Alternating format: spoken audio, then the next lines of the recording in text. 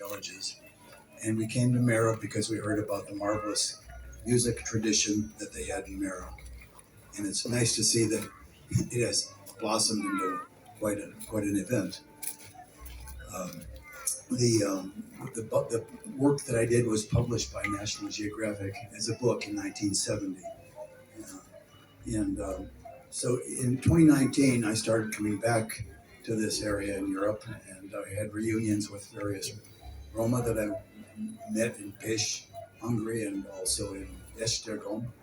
And this year I came back to Méra to see what has changed here and how life has changed. And I see that the village has grown a little bit, not that much, but the streets are no longer dirt, and the music is much, much louder. And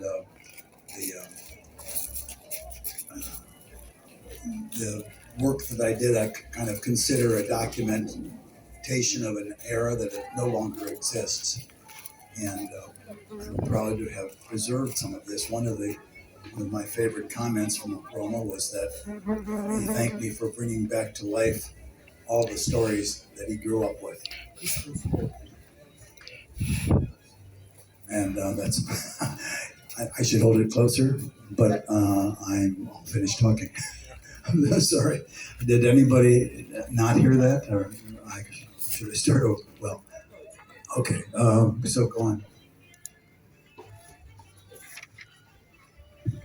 Thank you very much. Töhötöm, my second question is to you. I invited you into this project. I was contacted by Bruce 2 years ago, and I told you that, look, Töhötöm, I have some wonderful photos about this village.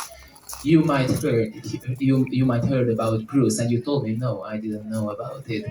Can you tell me how was this experience for you to be involved in this research part of this exposition?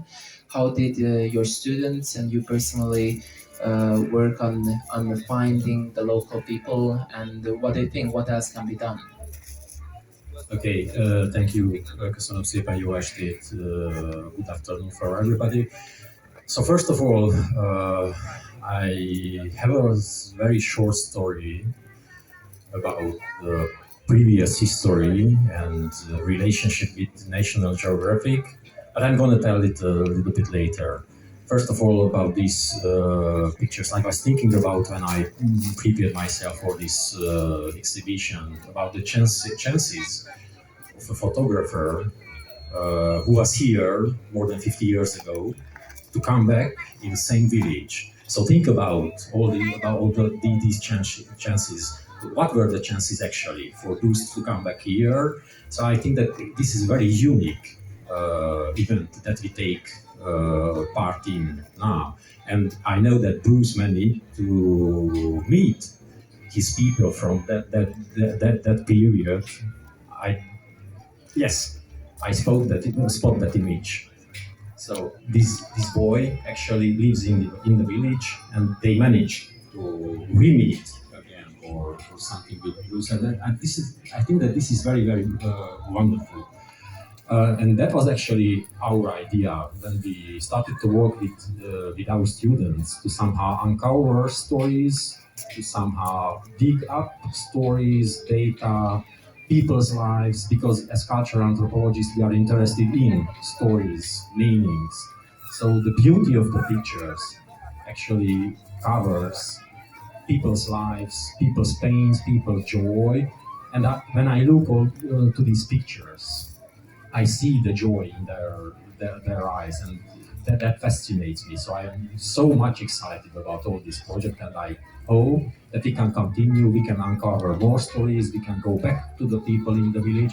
And I know that when people came in, they were also somehow moved by all these pictures, and they recalled stories from their childhood. So I think that there is much work to be done with these pictures. And thank you, Bruce, for this picture. You're welcome. Bruce, can you tell us about on one part about the journey? How was Méra in 1969? What was your first impression? Do you remember of any of that? Well, of course, I remember the dirt roads. It was not, nothing was paved at that time, the music was spectacular. It was just it's so exciting to come back and see that it has been recognized and has grown and grown and grown. And as I said, much louder.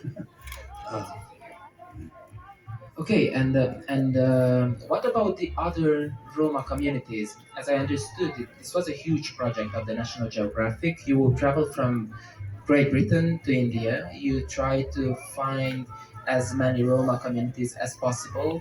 And what do you think? What is the reason why you are going back to these communities? Because not Méra is the first one where you go back. I think you went back to communities in Hungary, and there might be other communities. Please tell about this.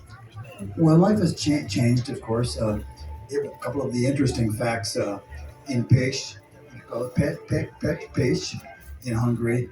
The Roma, when I photographed them in 1969, were in the moving business, and I photographed them with horses and carts. And today they are still in the moving business, and they have large Mercedes vans that they use. And in Esztergom, which it actually was probably the poorest community, it was truly a ghetto when we were there. And I went back to the site of where I took the pictures, and it's all, well, there are warehouses there, and all of the Roma have been moved into housing in the area. But they had struggles over the years, and a lot of them still exist, as we know. How many photos did you take on this whole trip from Britain to India altogether? Actually, it's surprisingly little. Because remember, I was working with film, and we had 36 pictures in a roll, and I could not buy film along the way, so I was traveling with it, and I was frugal with it, and so I am shocked when I go through my pictures today, when I go through the archives, that I'll have a marvelous picture like the girl on the merry-go-round, and there's two pictures that I shot, and several of these images, one or two pictures, that's it. Today, if I were shooting with a digital camera, I would shoot 1, 2, 3, 4, 5, 6, and maybe do a horizontal and vertical. And so I think I shot only a couple hundred rolls for the entire trip. 200 rolls, maybe 175. A relatively small amount. And we were working with film, which was not forgiving. And I did not have an autofocus camera, and everything had the exposure. The film speeds were relatively slow, 25, 30, 50. High speed film was 200. And today, 2,000, 25,000 is nothing. And today you can be overexposed or underexposed, and you can save it. But when you're working with, these pictures were originally shot with color film. They were shot in Kodachrome and Ektachrome. And I felt that in color, they just lose all of it's a distraction, and they don't have the power that they have in black and white. So that's why they're presented in black and white. Maybe we can repeat this exposition in color in the next year. Well, I don't think I would want to do that. You would not like them. Anybody that has seen the pictures alongside one another, I have not seen anybody that likes the color ones better than the black and white. Töhötöm, can you tell us, based on your professional knowledge, do you know any similar project like this one of the National Geographic, traveling from abroad to abroad and passing through Transylvania, through this region, from where we have great photos documented, and of course we have some great photographers who documented many villages. But do you have anything? Which are those photographers, those projects which come into your mind based on these photos? Well, first of all, I'd have to say that the nearest thing to this did not go from country to country, but it was from state to state. In the United States, I did a book called American Mountain People. And these were people that live in the hollows and back in the ends in remote parts of the United States who cling to traditions, and again I documented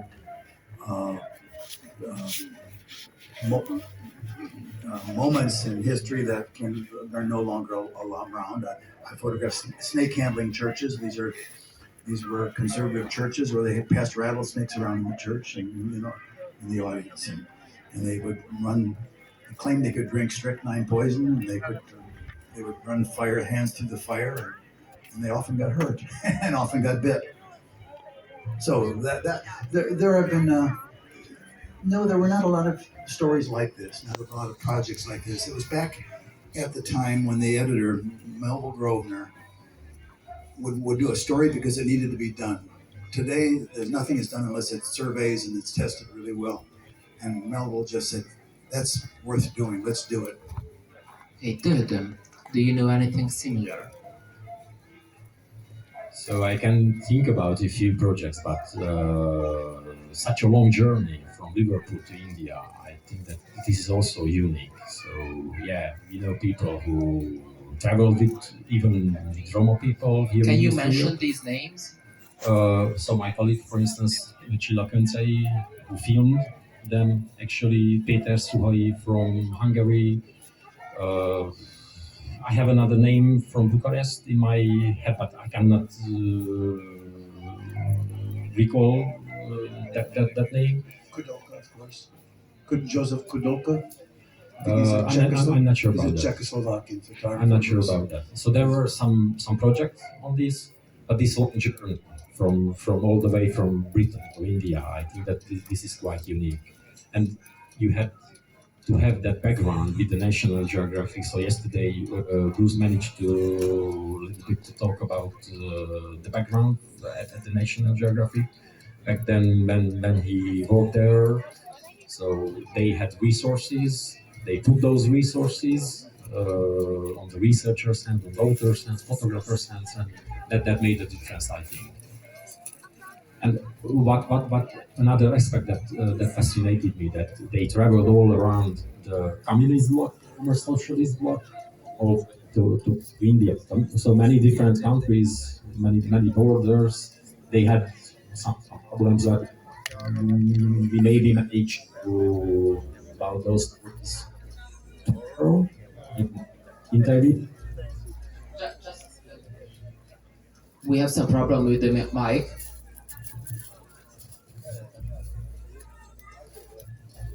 Yeah.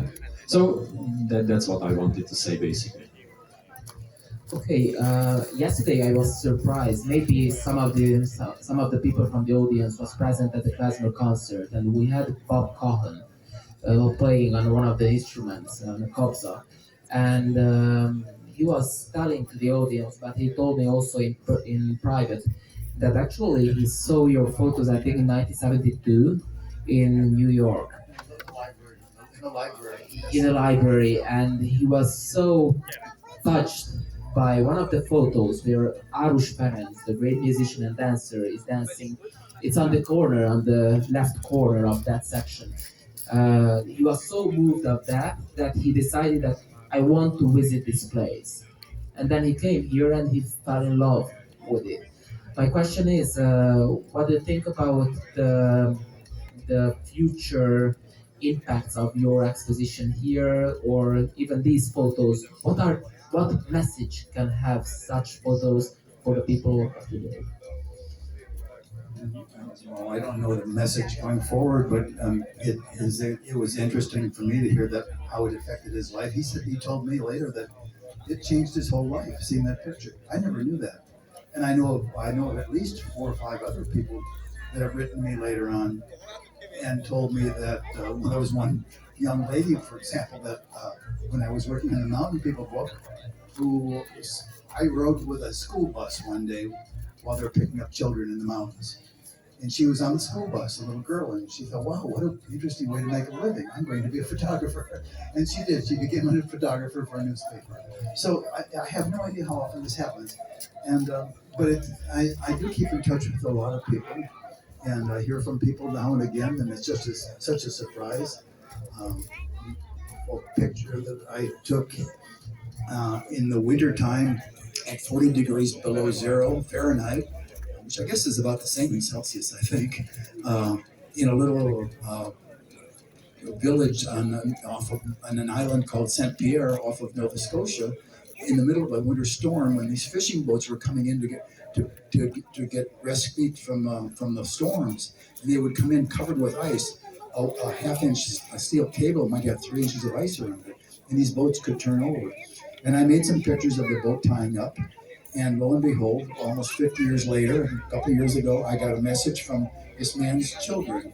They saw the picture and they said he's retiring now and would love to have a print. And of course, I sent a print, and I've been in touch with him. And he lives on the Faroe Islands, the remote Faroe Islands, which is halfway between like Norway and Greenland, I think, somewhere, rugged islands. He went to school and he went to sea when he was 13 years old. And he spent his whole life at the sea. He was so young, he said that whenever there was a storm, they used to lock him in the cabins. And so he's retired, and his children told me that he bought a boat. He welcomes me to come back to take him fishing. Okay, thank you. I don't want to steal Bruce from the audience, so if anybody has any question, just raise your hand. You can ask in any language. Se poate întreba în orice limbă, lehet kérdezni bármilyen nyelven.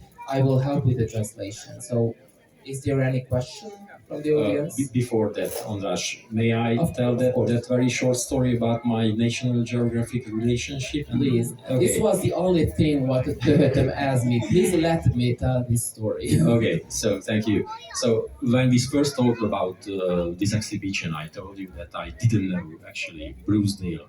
But afterwards I realized that I might knew him before, because my family was among the few families who had a subscription in the socialist era for the National Geographic. The story behind is that my father's uncle fled the country just after the Second World War. Somehow, I don't know really why, maybe to redeem some debts towards his family, he sent, actually, the editor sent the magazine to our family on a monthly basis. The strange thing was that nobody in my family spoke English. We even called the National Geographic the book from Canada because that uncle settled down in Canada. And we couldn't understand anything from that magazine. So basically we tried to understand something based on the pictures. And those pictures were marvelous, were fascinated from all around the world. And I wonder even today how the secret police of Romania, the Fiat Securitate, let those envelopes, you know, that yellowish brown envelopes with a window on it. And my father's name was Mr. Arpad Szabó. It was quite strange for a socialist subject to be called Mr. So we received on a monthly basis this magazine. We were fascinated for a month by those pictures. I was even trading some pictures with my schoolmates, so I was somehow a star in my school, in my village. So I think that possibility, even if we didn't actually understand the text in the magazine compared to socialist magazine, you can imagine Dolgozónő, Új Élet, and any other. So the huge difference between how they looked and how the National Geographic looked, so it made a difference. And we could see pictures from South America, Arab states, South Asia, all around the world. And I think that it was a unique possibility for us. So thank you, Bruce, again for that, because I know that a few thousand of your photographs were actually published. So there is no chance for me not to see Bruce's photos on these issues. So thank you again. The audience should know that Bruce was working for National Geographic exclusively for more than 30 years. So for 3 decades, right? Okay, so any question from the audience? We have a lot of press also, so also from the press it's alright to have questions. Yes, go ahead over here. Since at that time it was much less usual for the people to see someone with a camera, someone photographing them, how easy was it to take these pictures about these facial expressions with such few photographs you took? So you can really see these emotions in the faces of the people. How was it possible to make these pictures with just a few shots?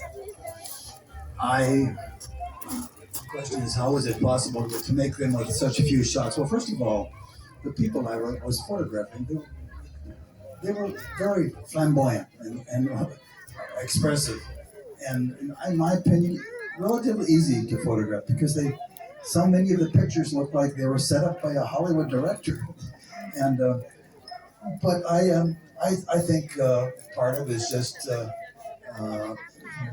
getting a little bit of trust between you and that person, and I don't know how I did it. I think I would often ask questions. Even if I knew the answer, I would ask a question. For example, if a man was shooting a horse, I'd say, "Isn't that going to hurt him?" And then he would think to himself, "Wow, this American is pretty dumb." You know? And so that's one of the ways that I was able to get closer to some of the people. Any other question? You can ask in any language. Okay. What was the most difficult picture to take? The most difficult picture from here? The question, what was the most difficult picture? I mean, are you talking about of all of my photographs? No, or here in Méra? from those exhibited here. From the ones exhibited here, wow.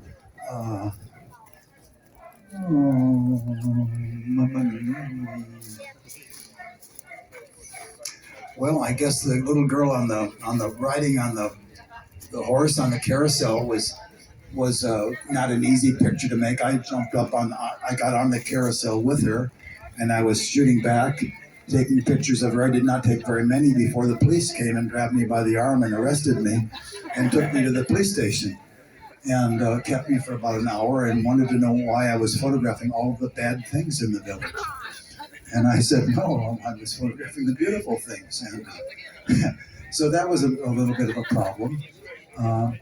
I did not have that was in a mountain village, probably, I think actually in retrospect, it was about 2 hours from here in the mountains. Not as much trouble in Romania as I had in Bulgaria, where I got arrested a few times. Remember, these were the communist days, and so anything that could possibly be a military target was off limits, and you could get arrested. And people would make citizen arrests. You know, I was photographing some gypsies washing clothes under a bridge, and somebody tried to arrest me. A man said I was photographing the bridge in the background, and you could not photograph train stations, you couldn't photograph post offices, you couldn't photograph airports or airplanes, tanks. In Sofia, there was a parade going on, and there was a tank that had rubber tires, and the soldier was painting white walls. He was painting the white walls of the tire, and I thought, well, that was cute. And I tried to take his picture, and that turned into a little bit of a conflict. So not so much, not in Méra, nothing here. Any other question? Okay, I have one. Which is your favorite photo from all of these photos? Oh, I think that the dancing picture is probably my favorite. I was able to capture everybody. There's so much going on there, and it all kind of comes together. And the leaping in the air, and the musicians in the background, and the audience all watching, and the composition. And that's my favorite picture, I think, in Méra. And the lady on the hill, coming up the hill, carrying a basket of mushrooms with a little girl next to her, is also a very nice picture. Can you tell us who is in the picture where the dancing is happening? Because many might think that all of them are locals, but it's not like that. Everybody's local except the one man with a bandana around his neck. His name is Clifford Lee, and he was the Roma that lived in Liverpool, England. He was a former knife grinder, and he and his wife were traveling with us. We had a Volkswagen camper and a Land Rover camper, and we traveled together, a little convoy. And in every country we would go, we would meet up with some specialists, some people that were, for example, in Romania we met a musicologist. I forgot his name, but he was the one that pointed us in the direction. György Csobánov, Professor György Csobánov. And so he was the one who pointed us in this direction. So we relied on a lot of professional help, people that were anthropologists or musicologists. do you have in mind to bring back photos to other places? Because you contacted us. Yeah. Did you contact other communities also? Well, I've had a tremendous amount of help from Alidar Morvath, who is sitting over here in the front, who is the Roma representative for Hungary, and Alidar was the one who has been able to make all the contacts in Hungary, and then in Méra, which I've always wanted to come back to. I think I contacted you. I think I said, look, I got these pictures of Méra. I'd love to come back here and find out what happened to the people and what's going on. I don't know how I learned about the music festival, but I was a little bit not shocked, but a little surprised to see it's the World International Music Festival in this little village that I remember that had dirt roads. And Yes, I remember I got a mail from you, and you referred to Florin Jordan, who's working for the museum from Bucharest, the Museum. And Florin Jordan was playing on the stage with Trey Parale, so I just had realized yesterday when Bob Cohen told me that you inspired him to come here and you changed his whole life, that actually that's true, that Méra is the center of the world because it's so small that everybody comes here and meets each other. So yeah, that was a strange moment when I got the email. I showed to Zoltan, I don't know if he's here, and I told him, look, did you know these photos? And he was shocked. He's our second neighbor from here, and he's also the head organizer, and he didn't know these photos. And I think none of the locals knew these photos. Somehow they forgot that there might be some photos in the wall. Okay, any other question from the audience? Okay. I would like to have a question about your journey from India until here. How, in those times, these societies have been pretty close. How have you been able to enter, for instance, Romania or Bulgaria? How could you communicate with these people? How could you find these forgotten and hidden places and communities? well, like I said, we had at that time the Geographic we had an incredible support staff. It's no longer there, but I was there at a time that some of the photographers I work with call it the golden ages, but I call it the platinum ages. They're better than that because we had a laboratory that did a photographic laboratory that was the best in the world, not in the Washington, but the best in the world. We had a cartography department that did maps. We had researchers. We had a machine shop. We could have any camera we wanted, and if they didn't have that camera, they would build it for us. You know, I took pictures once where I mounted cameras on the tail of a jumbo jet and did pictures in flight. I used regular cameras, but they built beautiful machine boxes to hold the cameras in flight. So we had tremendous support. We had a research staff that went ahead and found all these contacts in all the countries that could help us. Getting across the borders was always difficult. Some place, I don't remember which country, I think it was between Bulgaria and Greece, or they disinfected our passports, they sprayed them. And sometimes they would hold us for hours. And as I said, we got detained several times and arrested for taking pictures inadvertently. Or in one case, I saw a funeral, and I climbed this hill where I could take pictures of this Roma funeral with carrying coffins. And I climbed this hill, and it's a marvelous vantage of this little country road.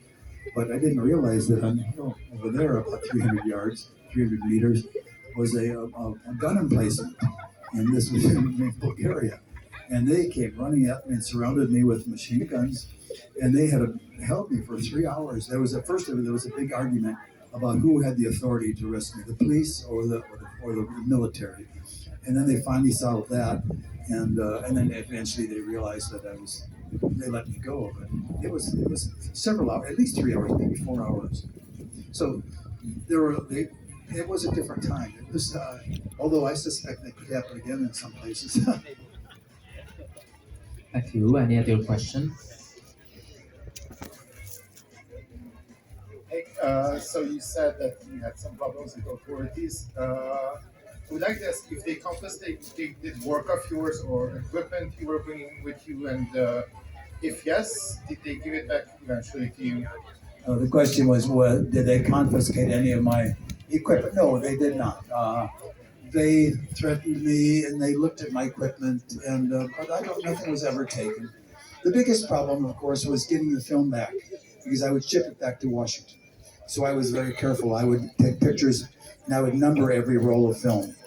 And then I would separate the film. I would keep all the rolls, 1, 3, all the odd numbers, 1, 3, 5, 7.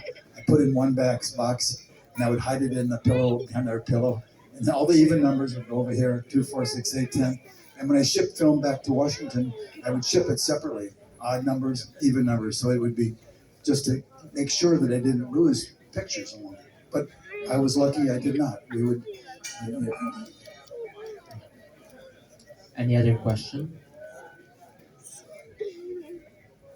We have only a few minutes more.